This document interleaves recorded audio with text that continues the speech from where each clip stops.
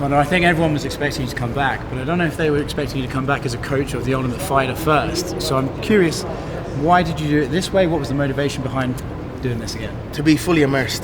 To be immersed in the game, in the business, in the company, and to be around these young, hungry fighters that are coming up. You know what I mean? Put myself right in the mix and get back on the horse. So that was my motivation and my reasoning for doing it. You know, also to give back to the game. You know, give my wisdom and my knowledge to the next generation, and then, you know, feed off that energy also. Yeah, it's funny, right? Because the first time you coached the Ultimate Fighter, I remember that you kind of not necessarily convinced by it because you just had a media world tour, crazy fight and everything. Yeah. But this time, I sensed like an elder statesman, kind of like you just said. I'm here to show these kids how to do it and stuff. How do you feel you've grown between that first season and this one? It's very different. I had come off a heavy training camp, a heavy bout itself. And you know, I had a big gash in the eye coming in with the belt, and so I didn't really train with the lads. And although I gave them what I gave them, and we won the show. It was a great showing. And you know, this one's a lot different. I'm also incorporating my own training now, starting to get into it also.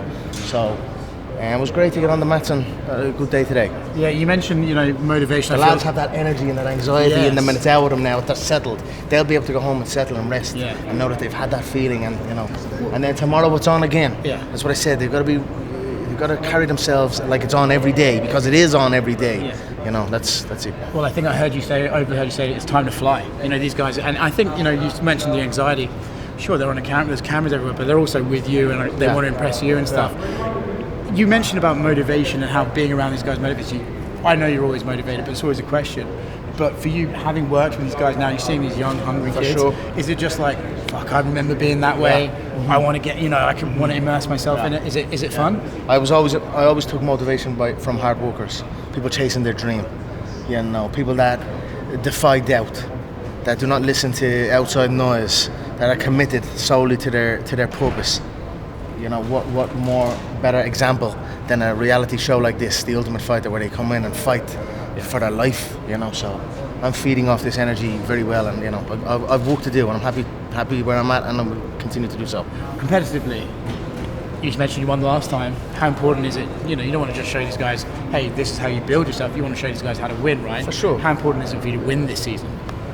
You know, so be it. Amen. God will decide what way it goes down. You know what I mean? The lads, you put them in, you give them a healthy, safe training environment, competitive. You know, not overdoing it, not underdoing it. You know, give them some motivation and some encouragement, and then all you can do is let off they go. You know, so let them fly. That's it. So that's a good one. Michael Chandler, I'm sure there could have been a lot of guys that it was. What's your thoughts on him? He's wanted this fight for ages, right? And he's tried multiple ways to get it. What's your thoughts about competing against him as a coach first of all, and then as a fighter? I like Michael. I had a good little buzz with him yesterday. I've no issues with him at all. I think he's a good fighter. And you know, coaching against him, I'm interested to see his coaching style. He's more of an athlete type of a guy than a technical martial artist. You know, I know he's got some skills in the wrestling department, and he's got some skills overall. But as far as like the small, finer details, I just don't think. I'm not sure. I'm interested to see. You know, I'm happy where I'm at. And, you know, it'll be an interesting one to go against him before I go against him. Yeah, people are suggesting he's a little bit like a Chad Mendes style. Would you agree with that, or do you think he's got different No, problems? yeah, similar for sure. Similar, yeah. The last time you fought Chad Mendes, it went well. That's right. Second round KO. Do you reckon that could be the similar one this time? I think I'm just going to slice through him. I think I'm a little too slicey for him than anyone else he's fought. A little too snappy and whippy, and I think I'll slice through him. 170 or 155? 185. That's what I said to him yesterday. I said, you know what weight we're doing? Are you alright with 185? Just having a buzz with him. He's a nice guy. Cool enough. I appreciate it. Thank you, Oscar. Thank you so much.